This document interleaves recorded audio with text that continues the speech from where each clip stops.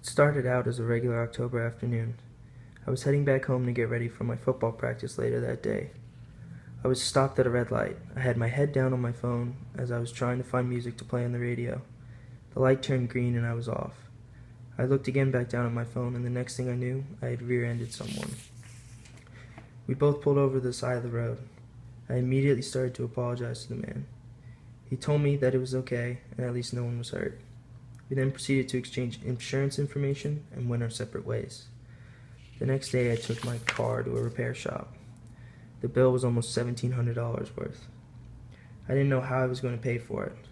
My mom was with me at the time, and she refused to let me pay. I fought her on it, but what was I to do? I was only 17 at the time, so I let her pay and thought it was the end of that. A few months down the road, I was driving to school one day when I heard a sound in my car.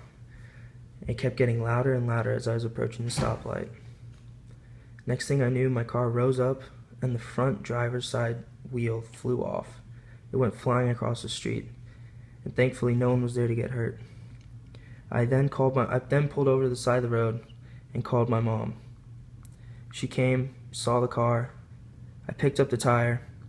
We then proceeded to call a tow truck and have it towed to the nearest repair shop. The next day we got a bill for it. Another $800 worth. I didn't want my mom to pay for it this time. I told her I was going to pay for it, but she then again refused to let me pay. My mom refusing to let me pay yet again sparked a thought in my head. I am privileged and didn't even know it.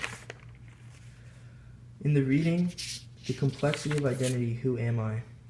By Beverly Daniel Tatum, she talks of how people who are white and privileged don't even know it or associate with it. This was the exact thought that ran through my head. If someone asked me how to describe myself in 3 words, white, male, and privileged wouldn't even pop into my head. The whole experience made me realize that I am a part of the dominant group in society, and how people of such a group don't normally realize it or associate with it. My mom paying that much money to have my car repaired showed me that someone in a different living situation might not be able to.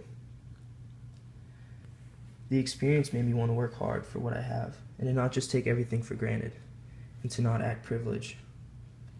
I'm a 20-year-old white male college student, but I will continue to work hard and achieve success.